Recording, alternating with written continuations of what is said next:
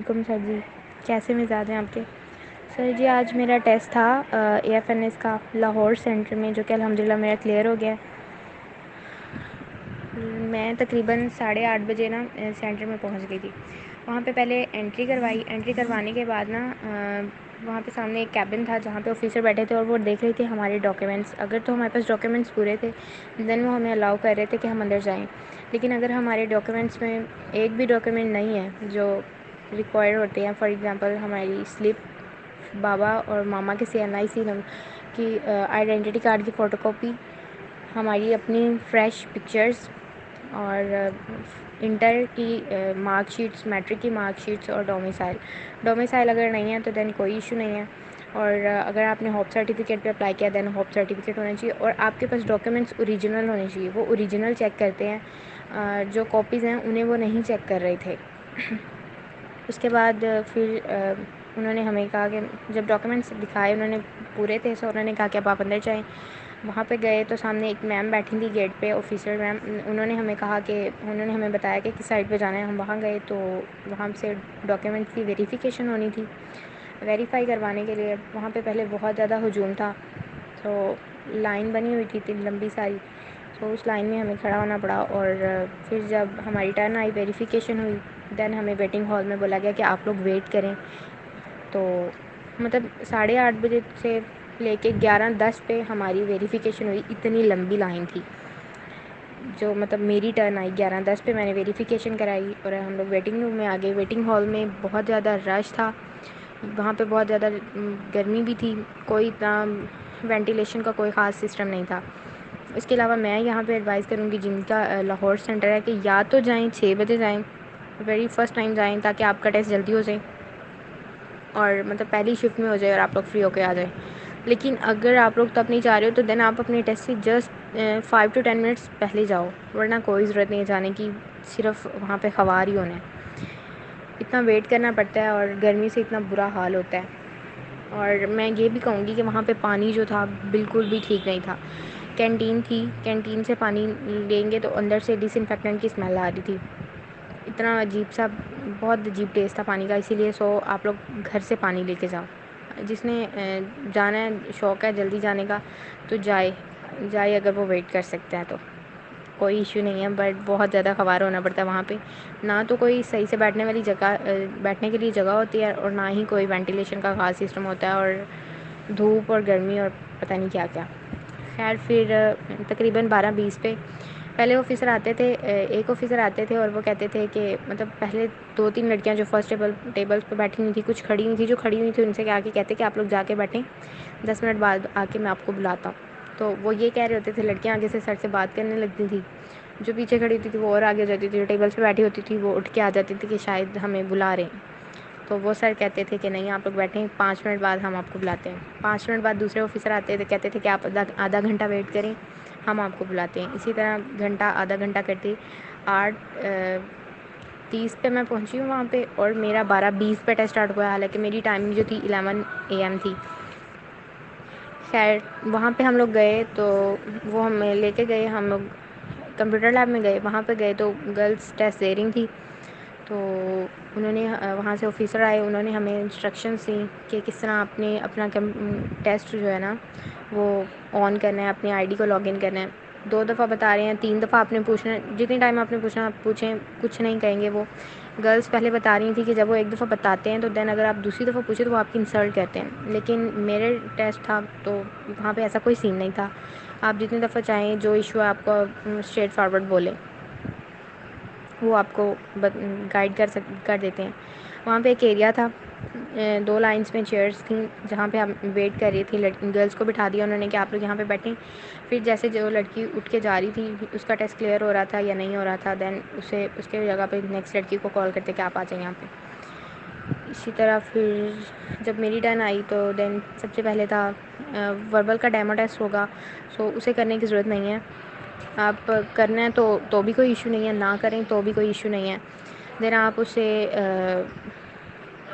دیں اور مطلب اسے فنش کر دیں، پھر آپ کا وربل کا ٹیسٹ اسٹارٹ ہوگا۔ وربل میں یہ ہے کہ آپ نے اپنی اسپیڈ کو نا بوسٹ اپ کرنا ہے، اگر آپ ہو جاتا ہے، اگر آپ نے پریکٹس کیا، بہت اچھے سے پریکٹس کیا ہے، تو آپ اسے ایک اسٹیٹمنٹ کو 3 دفعہ بھی ایک کوشچن کے اسٹیٹمنٹ کو پڑھ رہے ہو نا، تو دین آپ کا کوئی ٹینشن والی بات نہیں ہے، آپ کا ایزیلی 30 منٹس میں ہو جاتا ہے۔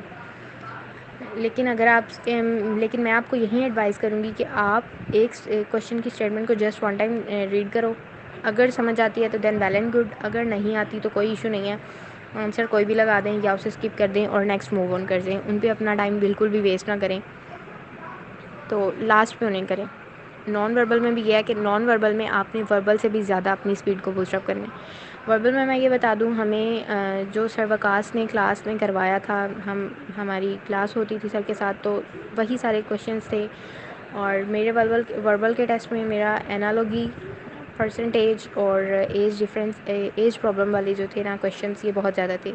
اس کے بعد رینکنگ کمپیریزن والے بھی تھے اور پروفٹ اور لاس والے بھی تھے، لیکن یہ 3 کیٹیگری جو میں نے بتائی، پرسنٹیج، اینالوگی اور ایج ڈفرینس والے، یہ بہت زیادہ تھے۔ بلڈ ریلیشن میرے ٹیسٹ میں جسٹ وہی تھا کہ I am brother, sister of my brother is, وہ والا کویشچن تھا، جسٹ ایک بلڈ ریزننگ کا، اور کوئی بھی کویشچن نہیں تھا۔ سو وربل بہت ایزی ہے، اس کے بارے میں پریشان ہونے کی ضرورت نہیں ہے، just do your practice, because of practice makes a man perfect. Then اس کے بعد میں نے اسے، ہمیں جس طرح سے نے بتایا تھا کہ آپ نے سبمٹ نہیں کروانا، لیکن وہاں پہ یہ ہوا تھا کہ ایک بچی نے سبمٹ نہیں کیا اور اس کا ٹیسٹ فنش ہو گیا، اور وہ اسکرین پہ شو ہو گیا، سو ایسے try hard, better luck for next time. So میں نے جسٹ 53 سیکنڈس پہلے میں نے اسے سبمٹ کر دیا۔ وربل کا پورشن ایزیلی ہو گیا ہے، تقریباً 25 منٹس میں میں نے اپنے وربل کو کمپلیٹ کر کے اسے میں نے ایک دفعہ ریوائز کر لیا تھا۔ تو اس کے بعد پھر میرا نان وربل اسٹارٹ ہوا۔ نان وربل میں پہلے 5 کویشچنس تو بہت عجیب سے تھے۔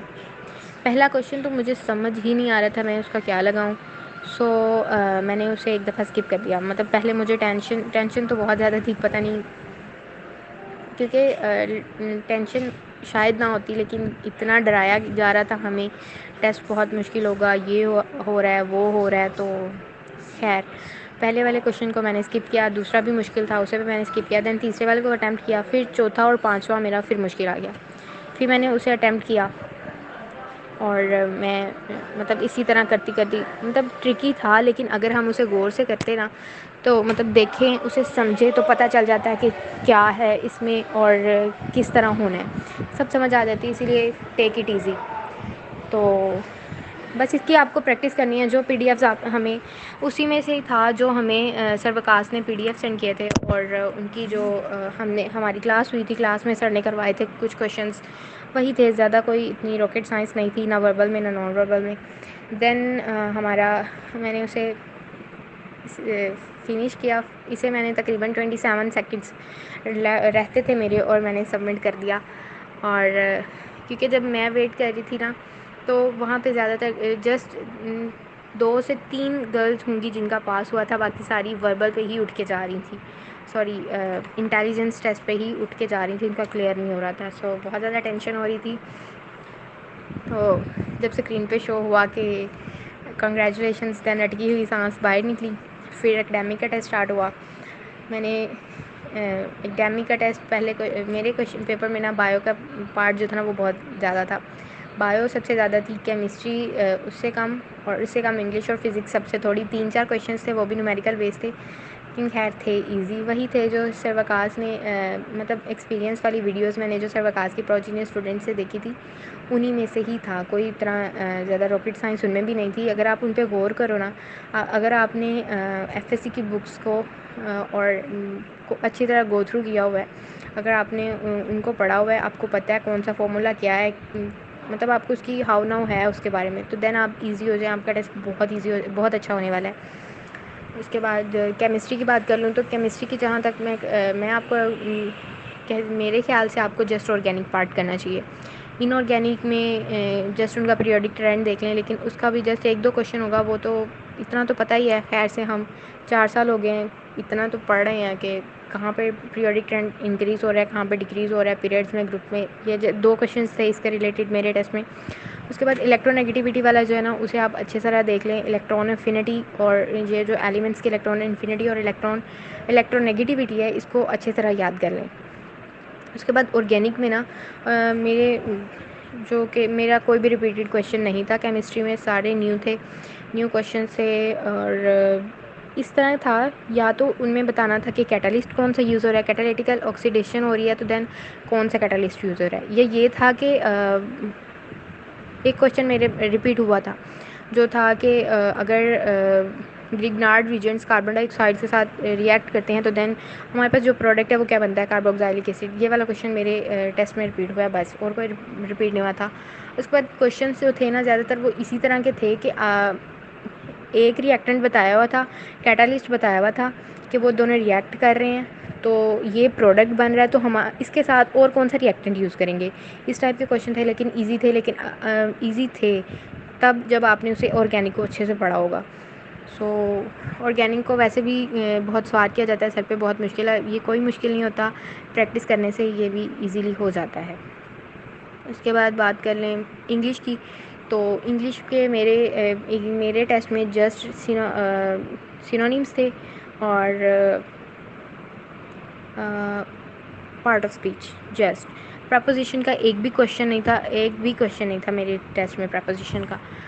وہ تھے پارٹ آف اسپیچ کے تھے, اس میں ایڈجیکٹو بتانا تھا, مطلب سمجھ آ رہی تھی کہ اس میں کیا ہے. پارٹ آف اسپیچ خیر ہماری بیسز ہیں, ہم کہاں پریپ سے ہمیں پڑھائی جاتی ہیں, سو ان پہ بھی گرپ ہے ہماری, سو ہم ایزیلی کر لیں گے, اس کے لیے بھی اتنا ٹینشن لینے کی ضرورت نہیں ہے.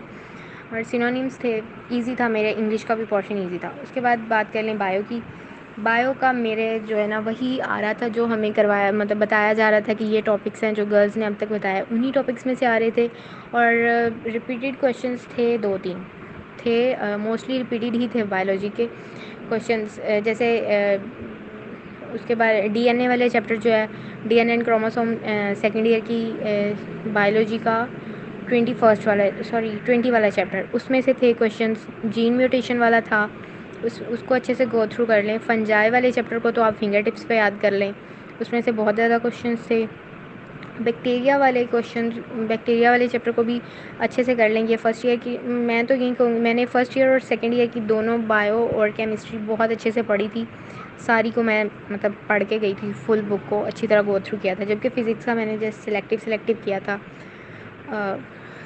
خیر بایو میں آپ اور جو تھا نا ڈائجیشن والا جو چیپٹر ہے نا, نیوٹریشن والا, فرسٹ ایئر میں سیکنڈ لاسٹ چیپٹر, اسے اچھی طرح پڑھ لیں. اس میں سے وہ کوکروچ کی ڈائجیشن کے بارے میں انہوں نے پوچھا ہوا تھا.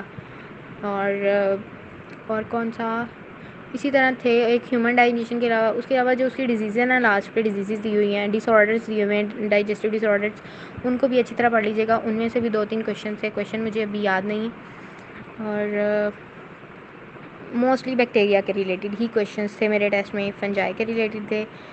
اور ہیومن ہارٹ میں سے بھی ایک کویشچن آیا ہوا تھا, ہاں جی ہیومن ہارٹ میں سے, اسے بھی اچھی طرح پڑھ لیں. باقی اور کوئی اتنا خاص یاد نہیں ہے, بس یہ سب تھا.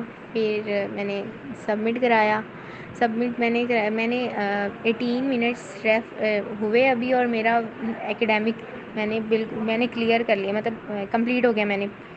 اور پھر میں نے اسے 2 سے 3 دفعہ ریوائز کیا, میں نے دیکھا اسے اچھی طرح. پھر جو ریئیکشنس تھے ان کو کیا. اور میں بتانا بھول گئی کہ رف ورک الاؤ تھا. آپ بال پین لے جائیں, لیڈ پینسل لے جائیں, کچھ بھی لے جائیں, نو ایشو.